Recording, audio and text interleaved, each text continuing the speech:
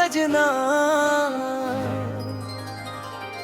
रात भर तोहरी याद में रोवे मनवा,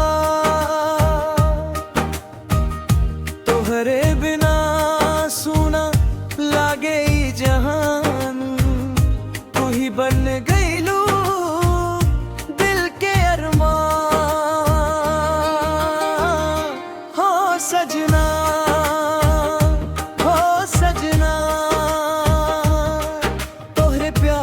पागल बा दिलवा।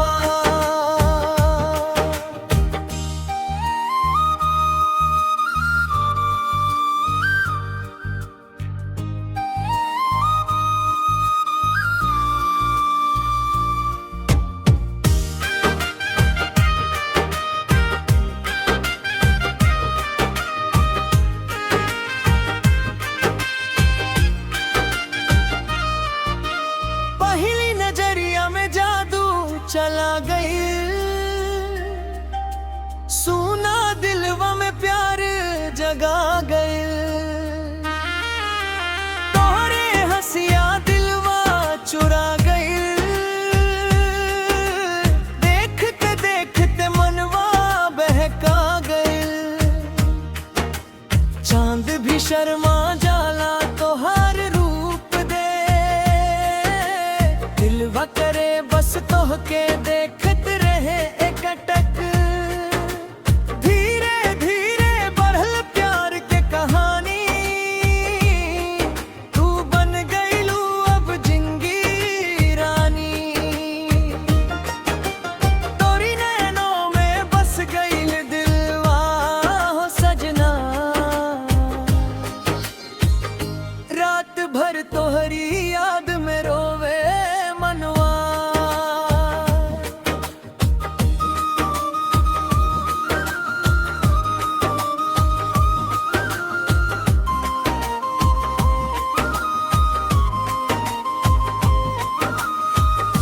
बरसात के मौसम सुहाना लागे, तोहरे संग भींजे के मन बजागे,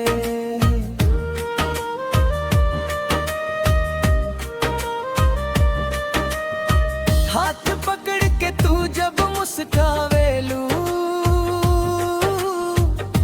दिल के हर गम दूर भगावेलू, चूड़ी के खन खन दिल धड़कावे, पायलिया के छन छन मन बहलावे, तोहरे खातिर दुनिया छोड़ दे, हर जन्म तोहरे साथ निभाई, तोहरे बिना सुना लागे ई जहान, तू ही बन गईलू दिल के अरमान। गांव के गलियन में घूमी संगवा, प्यार के रंग चढ़ल हर अंगवा, बांसुरी जैसन मीठ तोहार बात, सुनते खिल उठेला दिल के जज्बा, साँझ सवेरे याद तू आवा, दिलवा के हर कोना महकाव, चांद सितारा सब गवाही देवे, हमरा दिल में बस तू ही रहे।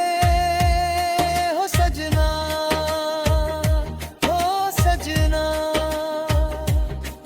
तोरे प्यार में पागल बा दिलना।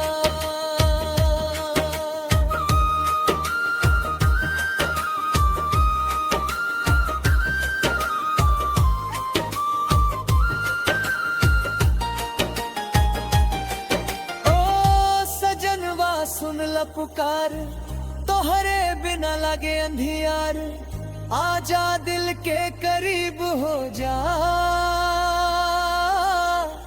प्यार में हमरा रंग हो जा,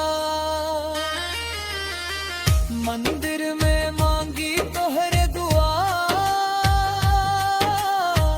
हर जन्म रहे साथ पिया।